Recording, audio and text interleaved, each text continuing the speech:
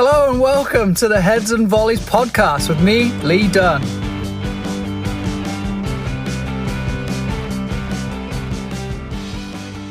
All right, mate.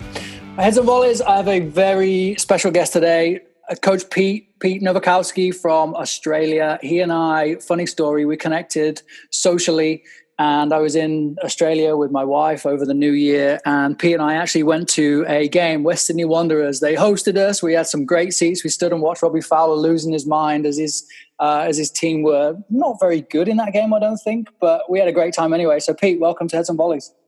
Awesome to be here. Thank you very much, Lee. And actually just going through the Twitter messages that started between us where it was literally, hey, Pete, I'm coming to Australia, want to meet up? And I'm like, yeah, right on, let's do this. My original intent was that hopefully you were coaching, but of course it was the holidays and you didn't have much going on. So we just ended up taking in a game and riding the train around. It was pretty good times. Yeah, it was all right. And yeah, shout out to Western Sydney Wanderers for looking after us because they looked after us top shelf. Like we had some decent seats to that game. Again, as you say, we got to see Robbie Fowler blow up about pretty much everything, and that's just hilarious. Just for anything that you possibly can do. Yeah, so that was good times. Great time. So give us a little intro, Pete, who you are, you of course in Australia, but a little bit of your background too.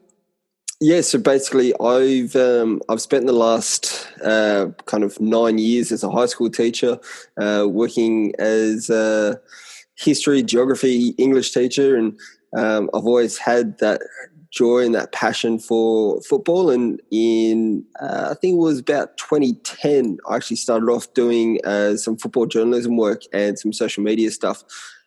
Covering New South Wales Premier League as well as the A-League. And from there, it pretty much kind of spiraled into full-on clubland, working in administration and starting up a women's program back in 2012. Incredible experience to have kind of jumped in and around so many different avenues of the game. I guess some people will follow one pathway, but apparently that's not good enough for you. No, of course not. It's way more interesting if you just do a bit of everything, and then like anytime someone has a question, you'll be like, oh yeah, like in 2011 I did this and that worked brilliantly, but that was 9 years ago. So like, let's move on. Let's do something new. But yeah, like starting off in club admin gave me a really good insight into kind of actually how to build a club from the ground up and how to kind of establish a club culture. And because of that, I've been able to kind of develop that idea and that philosophy over 3 different clubs that I've worked at, and been able to really provide what I like to think is kind of some really good insights into football in Australia and how different clubs work, what's effective in some environments, what doesn't work in others, and then kind of how to create that really positive pathway for players to be able to progress inside their clubs. So let me bringing up all sorts of questions that I would love to explore here. And I guess the first question is it a full-time program, full-time gig for a lot of coaches like it is out here in the US? It's similar to what you guys will experience where it's full-time hours, but it's like part-time pay. And it's like, yeah, that's kind of the setup here. So I fill in my day by basically working for our state governing body, Football New South Wales, doing school programs. So turn up to schools, run a clinic for about an hour and a half, 2 hours, get in the car, drive to the next school, run another clinic, get in the car, go to the next place, and then somehow stumble to my own team training sessions and being awake enough, thanks to many coffees, to be able to run my own sessions. So, yeah, full-time hours, but definitely part-time pay. So, yeah, that's that. I'm sure many people listening are laughing along too, and as I laugh, because it's the reality that we all love to work in the game and we give up multiple hours, but when you really think about it, it really is a part-time paying gig. And I think that's the landscape of coaching, and most people that I know do it for the love of the game and for the love of the experience they've had or they want to give. So I don't think, while we all want more money, I'm sure there's definitely a give and take in that role. Yeah, exactly right. But yeah, that's just part of the journey. I think you'd be very similar to me, whereby I think the top that I've achieved is 4 different T-shirts for 4 different companies on the same day. So laundry gets done pretty regularly in my household, I'll give you that much. I'm going through something similar right now in terms of creating content for my players and keeping them active, and then kind of tying that in with my own brand too of Lead on Soccer and making that available for coaches to use as a resource. And so then my club is asking, where the line is in terms of the content being produced for players kind of belonging to the club, but then belonging to me and then recreating. And so I agree with you that you wear many different T-shirts on the same day. And I do the same thing. I'll go through probably 3 shirts in what I would class as a typical day, because you get on with it. It's one role to the next. Yeah, exactly right. But similar to what you're kind of doing, where you're creating that content and then trying to kind of release it. I know that, like on Twitter, we've had a whole lot of discussions about free coaching ed and football together, and the communities of coaches kind of worldwide sharing resources. I actually stumbled across some magnificent people who were sharing awesome things through the free coaching ed kind of hashtag and those Twitter feeds. But a great one which actually came through last night and late last night was an email from Nancy Baker, who sent through a women's football coaching pack. And admittedly, at about midnight last night, I woke up going, okay, I can redesign a whole lot of teaching resources that I have and do like some geography teaching lessons. I can do some history lessons. I can change a whole lot of this stuff. And I'm like, I'm not a teacher at the moment. Like, breathe, relax. But at the same time, I'm like, no, actually, you know what? Everyone's homeschooling at the moment. So that's going to basically be my mission today, tomorrow, basically the rest of this week, is to kind of design and share as many teaching resources which are football related in as many different subject areas. I admittedly did this back in 2018 for the Russia World Cup, and did some activities for the Women's World Cup in 2019. So, yeah, basically, if you don't already follow me on Twitter at Pete Nowakowski, you probably should over the next week or two, as I kind of just info dump a heck of a lot of teaching resources and football resources that I can kind of generate. Yeah, stay tuned for that one, because that one actually should be a hell of a lot of fun. I worked with a guy a few years ago, and he implemented something in the UK called a game of 2 halves. And hopefully you'll forgive me if I butcher the description of this, but the idea was that they would do 30 minutes of in class, and it would typically be an after school program where they do 30 minutes in a classroom related to a school subject such as math or English or geography, but it was all soccer related, football related. And then they would go out on the field for the next 30 minutes and play and coach and do some sort of programming. So everything was around football within that hour, but just as you kind of mentioned there, like tying in other core subjects, because that's what the players and the kids are really, really interested in. So you've kind of got a niche of a way to grab them.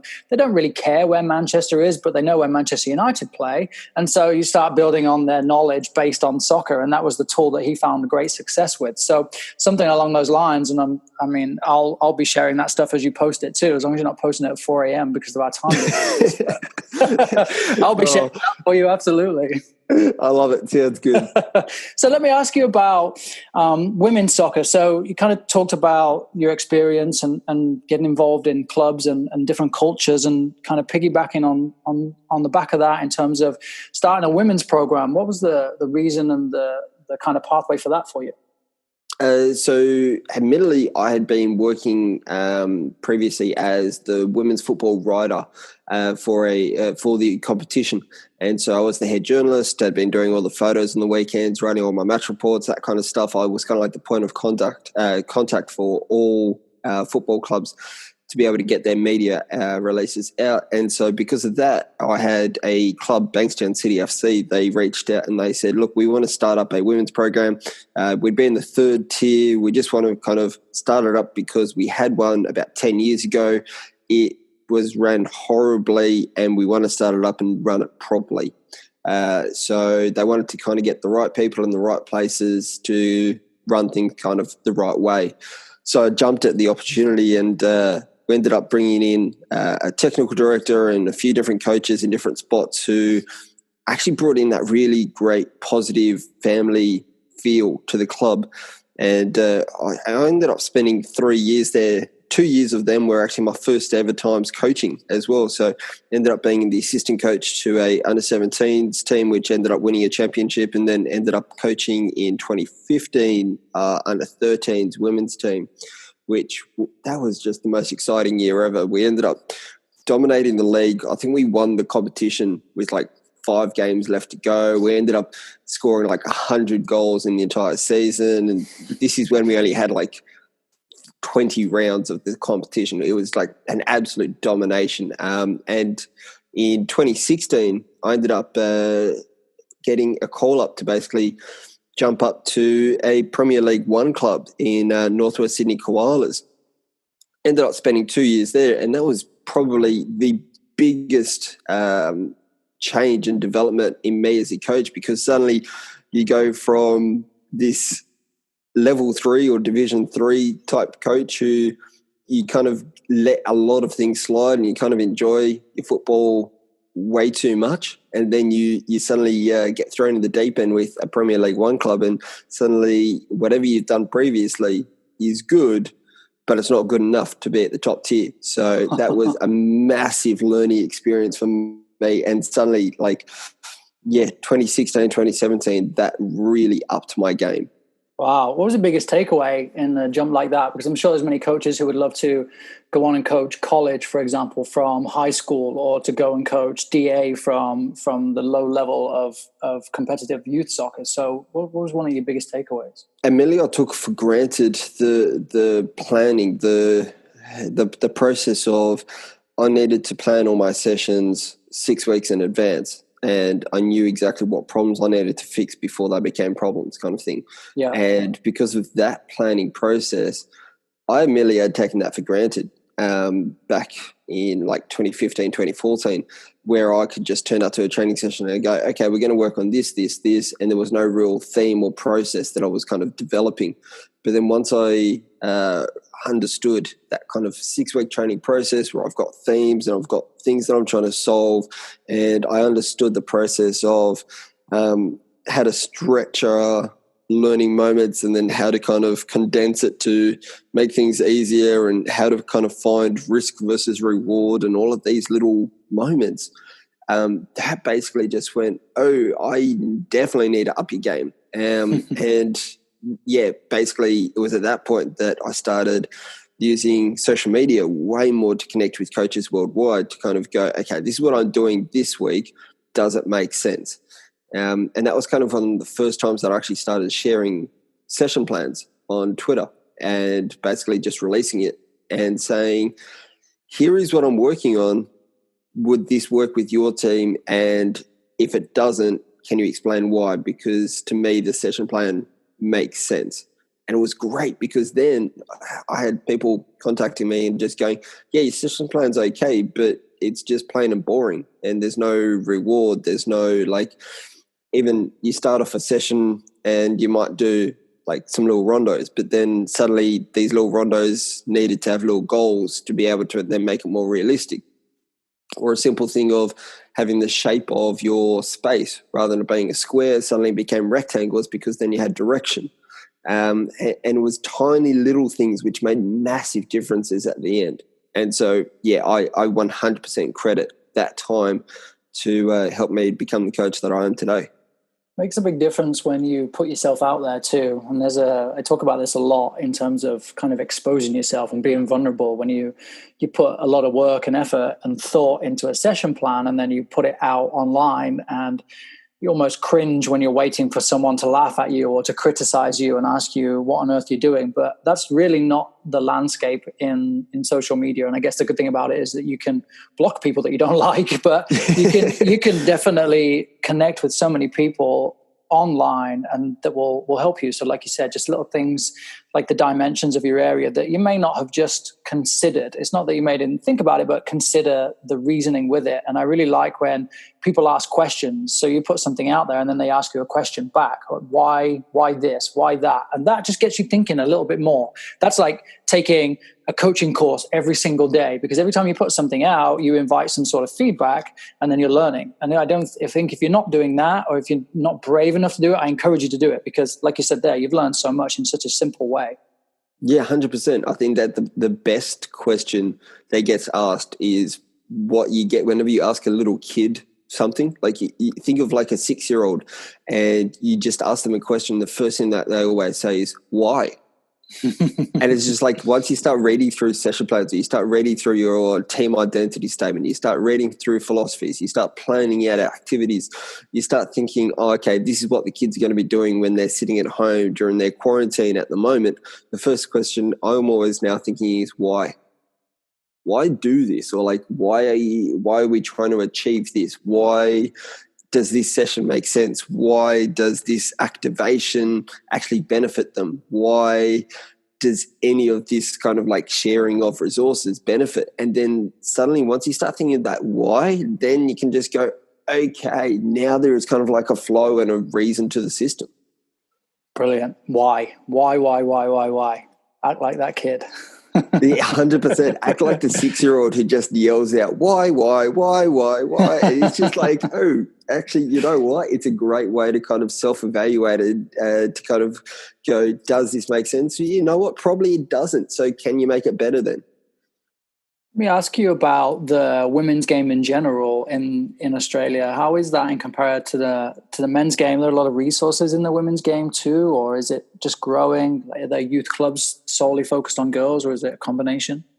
It's pretty much a combination. If you look at like our professional league, so our W League, it's an odd competition where it's only 14 rounds. It's generically all done before kind of Christmas time.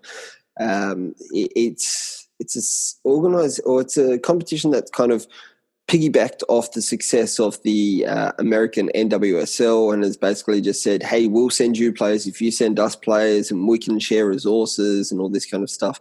And we've seen that happen. But then this most recent W League season has obviously also seen a heck of a lot of change here in Australia, where the semi-professional players have decided, you know what, it's not good enough to kind of play 6 months in America and then 3.5, 4 months here in Australia.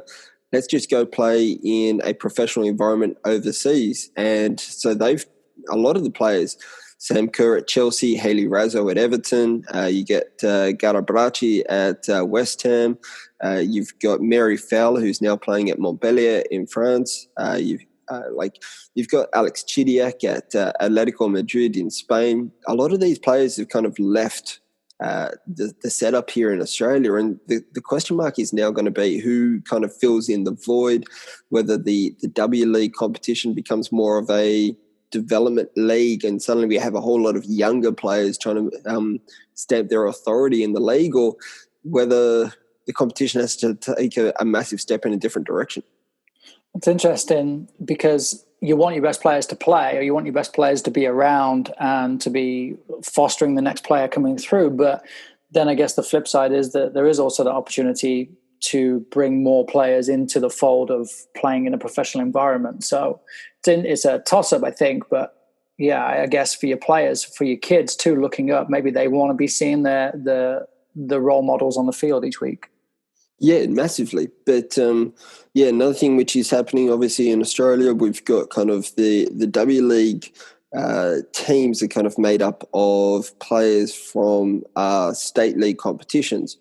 So there's no kind of connection. So for instance, me, I'm down here in Wollongong coaching at a team at the Illawarra Stingrays. So we actually ended up having 5 Stingrays first grade players playing for the Western Sydney Wanderers W League side. And we ended up having a couple of our former players playing for Sydney FC. But that kind of connection relies heavily on who the coach of these W League teams knows and who they've kind of identified throughout the competition. What probably will end up happening in the future, whether it ends up happening in next year or the year after or the year after that. It has to be the concept of kind of club academies coming in, whereby you end up having, here is the W League team at the top, and here is our under 20s, our 18s, our 16s, and kind of filters all the way down. So there is an actual process to how that club kind of runs. Otherwise, you end up just basically being a feeder club to the bigger teams, and that relationship just doesn't really gel. I think that's very similar to how it is in the US too, that the bigger clubs or the MLS teams especially they do have academy teams below, but there's still a rivalry and often a reluctance to release players into those environments. So I think we see the same thing over here for sure. Yeah, I've heard a few coaches and players kind of talk about the relationships between us. So it's not just the fact that we both live in these kind of multi-sport societies, but we have the same kind of issues in terms of how the clubs are being, not so much being ran, but just being processed through their playing roster and how players are identified and that kind of stuff. So, yeah, I think that environment is very, very similar between our two countries. Let me ask you, continuing on similarities, the multi-sport athlete, I know from when I was there, it was all about cricket because that was the summer. Confusingly, January was in the summer and it was all about summer sports. But what kids are typical multi-sport athletes? Are there many kind of diehard soccer guys like there are in Europe, or is it like a combination of sports that kids play? I personally love the idea of having as many sports as possible and then not really specialising until way later on. I think that, this multi-sport complex that we have here in Australia, where you might play either footy or AFL or rugby union, soccer in the winter time, and then in the summertime you might play basketball or cricket or tennis, or you might have another sport. Like, I actually find that really engaging. It's frustrating as heck when the seasons kind of overlap. And for instance, earlier on this year, I turned up at our training field and the fields had only been cut for the cricket wicket. So we ended up all having to stand around kind of, a 20 by 30 kind of square rectangle space, because that was the only bit that had been mowed, basically ready for the game on the weekend. But yeah, I actually really enjoy that kind of multi-sport idea, and the fact that you don't have a specialization, that you can kind of basically play anything you like at any time. And that's probably one of the best things about so many of these Australian kids, is the fact that they're just willing to give things a go. And it doesn't matter what the challenge is ahead of them. They're just like, all right, let's go play it, and then we'll learn as we play. It seems to be a very typical Australian attitude. That was very much my experience of most people that I came into contact when my wife and I traveled. So then how does that challenge you on how that compares in terms of rate of development or competitive level of play in terms of the rest of the world, or even looking at the national team in their stance compared to the rest of the world when it comes to big tournaments and qualifying even? Yeah, so I think that kind of there was a massive review into this back in kind of the early 2000s in terms of how our national teams have been operating, the fact that for 32 years our national men's team hadn't qualified for a World Cup, and the 2006 World Cup kind of showed what there was in terms of capability of developing programs, but then there hasn't been a whole lot of success that kind of underpinned that men's program after that kind of initial success. And so because of that, a lot of development had to be put into place in terms of how to make sure the best of the best are training with the best of the best on a regular basis, and to help develop that system. So kind of in terms of like a coaching point of view, we've had kind of our national curriculum be put in place. We've had more national coaching forums be put in place to kind of get everyone on the same page. But as grand as that's been, we kind of haven't had the same success that we've had previously. And part of that, I feel that is part of the player pathway was actually a athlete would get to the age of 16 and then would face the fork in the road of either play in Australia and know that you might get a look in somewhere else, but you probably won't, or head overseas and then go play in a professional club in a professional setup. But that can't actually really happen anymore, especially since the fact that we have the new rules talking about the fact that Australian international players can't get signed until they're 18. So you're leaving a lot of player development very, very late in that sense. Oh, interesting. Do you think do you see it working? Do you see that approach having the desired effect? I think that there's a lot of merit behind it, and I think that we probably won't see the effect for, again, probably another generation's worth. But that's kind of the classic attitude that most of us in the football community and most people in society kind of have, whereby we set these long-term goals, but we want short-term success. And we kind of forget about the end game that we're all trying to achieve. And the end game might be that we're all trying to get 16 elite footballers playing at the best of their level and being like in the best leagues in the world. But we all want that to happen tomorrow without realizing that that's going to happen in 10, 15, 20 years' time when this system's actually got a chance to be able to grow. So let me ask you, change speeds here a little bit, and some of the other stuff that you do in terms of working in the disabled football environment too. Yeah, so I have the joy of having two roles in some amazing environments. So I'm the technical assistant and the assistant coach to our Australian deaf football team. And I'm also the assistant coach to our Australian blind B1 football team. And B1 is? Totally vision impaired. So pretty much think of it as close your eyes and try and move around the house. That's them. Yeah. Now, I don't even know how to even start a conversation on that in terms of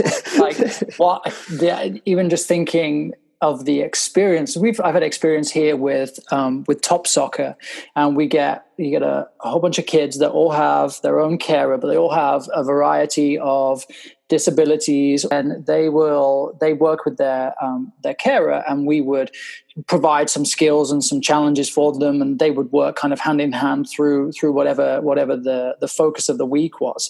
And it was very uncomfortable for me at first, but then it was so rewarding. So I guess let's start there on what that experience is like for you in terms of coaching with these elite women too. Hey, I'll piggyback off that uncomfortable moment, because my first experience of coaching our Australian blind football team was I'd sent a message on LinkedIn to our national coordinator saying, hey mate, I know that you're coaching in Sydney this weekend. Can I come down and visit? And he said, yeah, sure, no worries. I ended up getting there, and he went, okay, here are your 6 players, and here's our head coach's 6 players. You're taking your group for warm-up, and you've got 15 minutes. We'll get back together so we can start our activations. And I'm like, I have no idea what to do for warm-up. Deer in headlights, massive, do not know anything. And it was the glance over the shoulder, oh, the head coach is doing this now. Okay, let's go do this. And just kind of copy-paste whatever was going on. And it was that moment that I kind of just went, oh, I am so underprepared for this concept.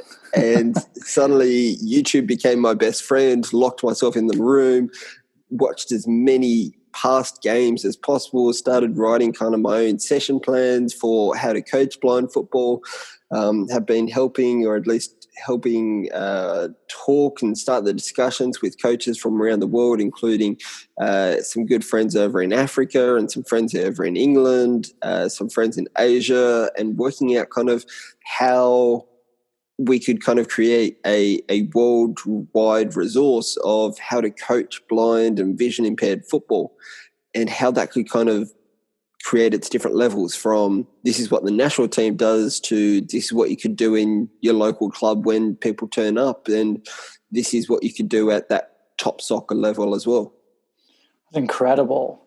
Now, how often are you involved in that? So we get together probably about 3 times a year for training camps. The this is where the sad thing about COVID-19 and everything that's going on is we ended up having to cancel a few training camps from earlier on this year, and we've also had to cancel a international tournament which was meant to be held later on this year, which admittedly was going to be our first ever international tournament to be able to participate in.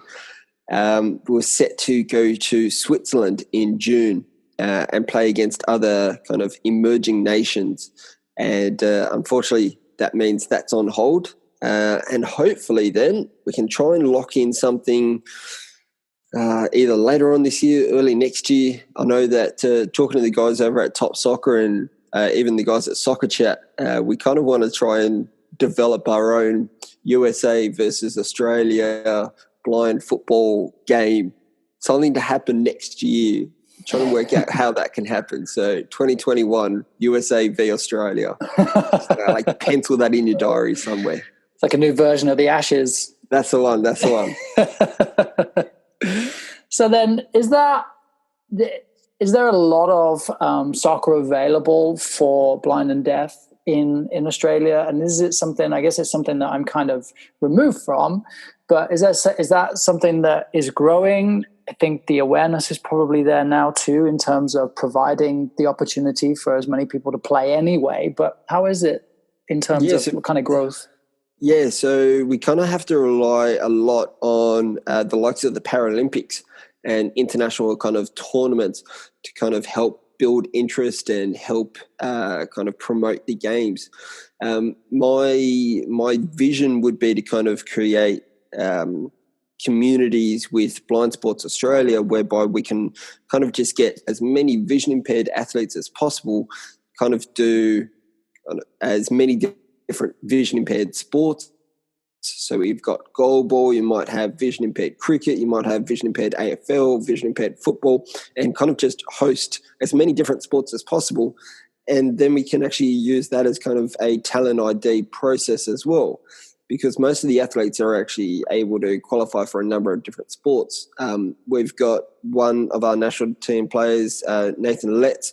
He also plays on the New South Wales cricket team as well as the Australian blind cricket team. Wow.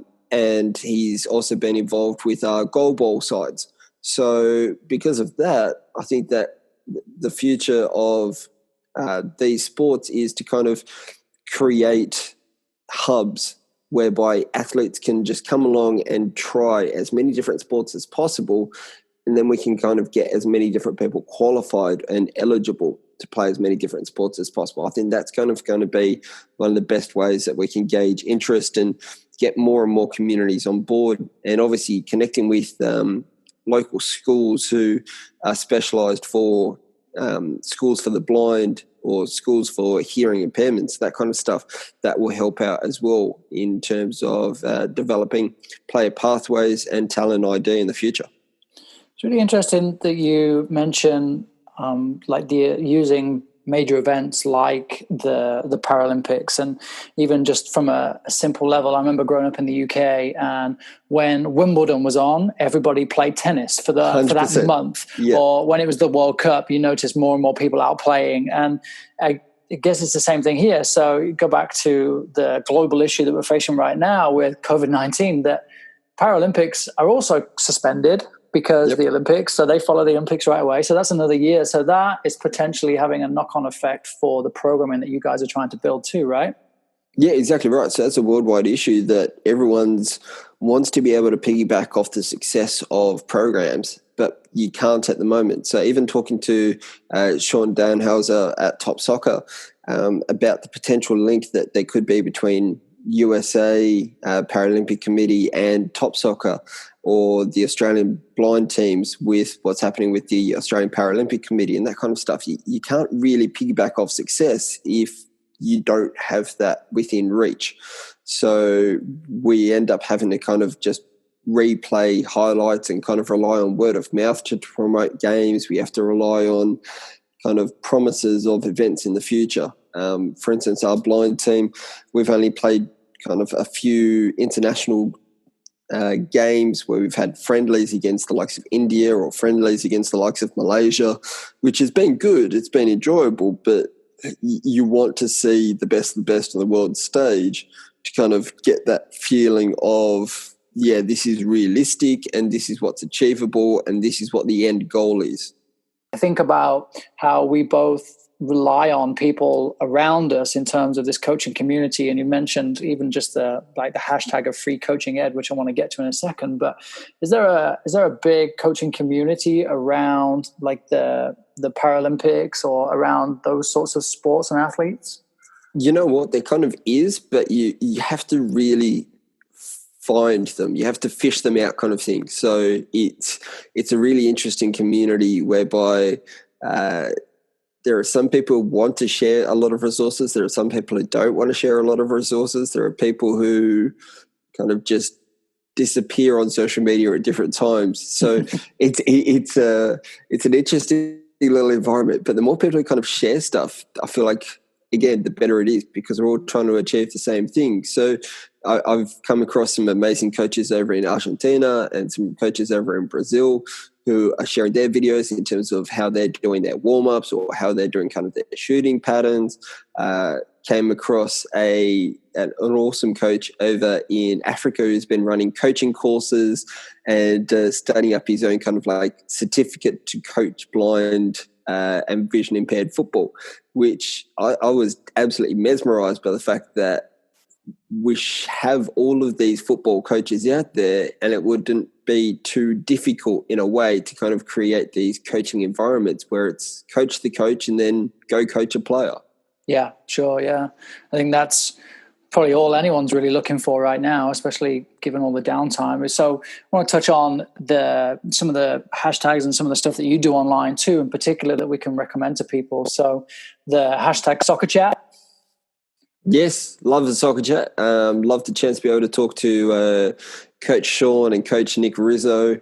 And basically, it's like due to the time difference, it's generally a Thursday lunchtime, which is where I generally have like a half-hour window between one school to the next school, and I'm sitting in the car changing the T-shirts and having as many muesli bars as possible. That's when soccer chat's on. And it's just like, yes, quick, connect, and let's share as many resources as possible online and jump on the discussions. But it's also been great with Sean Soderling doing a whole lot of coaches calls and all these different podcasts, which have been going up over the last kind of 2 weeks or so. So, yeah, loving the soccer chat community. And you are also doing the same thing too, right? With terms of holding your own chats and for people that want to reach out and have a similar conversation with you? Yeah, exactly right. So I know that there are plenty of coaches who are in the same boat as you and me and everyone else who, you know what, we're used to working full-time in football, but we can't at the moment. So we need to fill up the hours somehow. And to kind of help distract me from writing up a lot of teaching lesson plans and pretty much everything else, I would love it if people wanted to connect and share some ideas. Over the last few days, I've had a few different calls talking about player evaluations and how to kind of develop player development programs and individual player programs. Also had some awesome discussions about a coach who works in the high school program here in Australia who has been asked to run their coaching sessions via Zoom to their entire team. And I was just like, right, so it's you and 30 players. How have you tried to plan out how to make that work over Zoom? And they were like, I don't know. So we came up with like some different ideas and different models. And so, yeah, just developing different programs like that to make things flow and to make things make more sense. That's what's exciting to me. So, yeah, more than happy. If anyone wants to jump on a coaching call, we'll try and make a time which is beneficial for both parties. Obviously, the time difference, we'll try and make it work out if we can, avoid the 3 a.m. phone calls, but we'll see what we can do. You made a good point there that soccer chat for you, this is the contrasting worlds. The soccer chat for you is on a Thursday lunchtime as you're running between schools, and soccer chat for me on the West Coast is as I'm in the middle of back-to-back sessions of 3 hours on the field. And so I miss it all completely. So by the time I get home and in bed, I'm probably joining in by Thursday as well. So it's like I almost catch up with you and take over then. And then of course, by then you're on Friday. So this was an interesting chat for us to make this work, given the 18 hours of time difference, but it's been so worth it. And so I want to wrap up with just I guess, reflect and recap on the hashtag Free Coaching Ed. You mentioned the women's content that you received and that you're planning on putting out your content too. Is there anyone else that you follow or anyone else you want to give a shout out to in terms of this free? So the idea for anyone who hasn't caught up with it, it's just the hashtag of Free Coaching Ed, and started a couple of weeks ago once we all entered into this idea of lockdown and isolation. So really connecting with as many other people out there and people sharing resources. So have you got any gems up your sleeve other than Nancy's women's stuff? Yeah, so there have been some awesome people who have been sharing some amazing things on Free Coaching Ed. Obviously, we've got the likes of, we've got the Cincinnati Development Academy, as well as the likes of Bobby Papioni, who are sharing a heck of a lot of things. We've got Beast Mode Soccer, who's been sharing videos every day, as well as Matt Dorman, who's been sharing some amazing things. Likewise, with Soccer Pulse and Sports Lab 360, they've been sharing some amazing things recently. But I've also come across some awesome people through just random chats online, and come across the likes of John Johnson, who's been running the Rec Coach Pro program. So check him out. He's got a few different sessions, or at least some different classroom activities to be able to do. I believe there's one about the great player Pele. There's a couple of different ideas about sessions about Wembley, the FA Cup, as well as Camp Nou. So check out John Johnson on Twitter. You can also check out an amazing woman over in the UK, Annabelle Alt, who has started sending out kind of weekly plans throughout her network. And I've been massively blast sending out emails to everyone going, here is what Annabelle is sending out. And I'm more than happy to add you onto my email list as well. So basically she's including indoor training session ideas, so things that you can do on your apartment balcony, things that you can do outside if you have a wall to be able to kick ball against, things you can do outside if you're able to get to a local park. She's also included things like your social media challenges, other coaching resources. She's specialising in women's football. So, yeah, Annabelle Alt has been really cool in terms of sharing resources there. Love it. That just says it all, that we're all in the same boat and we're all trying to share. We're all out there for the players. So I'll wrap up with, what are you doing with your players right now, given that you can't see them? Are you giving them challenges? Do you have kind of Zoom calls with them, or phone calls or text messages? Where are you at with your players? Yeah, so Sunday night was actually the first time we did a whole team Zoom chat meeting, which was brilliant fun because everyone was just like, what's going on? And like, yes, well, if you're speaking, it highlights you. And then if you're speaking, it highlights you. And that was just a mesmerizing experience for everyone. So that was good times. But I've also sent out kind of a at-home training plan. So if people have spaces to be able to do some core exercises, people have space to be able to do just some foam rollouts, if people have space to be able to do stuff in their balconies or in their backyards, sent out some coaching plans for them. But this week's challenge has actually been to watch back the game footage from a game that we played what feels like months ago, but it was actually only a fortnight ago. And we ended up walking away with a 1-0 victory over my former club, Northwest Sydney Koalas. And what I've sent to them is kind of a player analysis where I want them to watch back their game footage and kind of just look at themselves in 4 different components. Things that they would consider to be like their highlight moment of the game, things that they would consider to be their moment that they want to be really proud of in terms of whether it's their whole team that they're really proud of something, or their individual performance that they're really proud of, so that they've really grown or improved upon this season. So a few weeks ago, they might have done X, but now they're doing this. So whatever the something that they want to be proud of their growth moment. And then finally is something that they want to work on. So it might be a personal goal that they want to set after realizing that when we eventually do start up football again, it might not be until May. It might not be till June, in which case then we might only have 2 months worth of football. So whatever it is, something that they want to work on, it could be a personal goal, a team goal, could be something that we can achieve between player and coach, could be something that they want to achieve by themselves. But yeah, this week's homework for them is more video analysis and more personal analysis. I really like the structure that you've given them there too, because I found that a lot of video sessions can often be about what we can do better. And it's often always, well, how can we be better? How can we be better? And there's often forgotten that there are a lot of good moments in the game too, for an individual or for a collective team. So that's a gem that I've just written down from this conversation that is probably going to be part of my weekly challenge for my players, maybe next week, because I've got them breaking footage down already with a purpose of tying it to their positions. And so I think it's brilliant. Now, is that something you came up with or something that you picked up from somewhere along the way?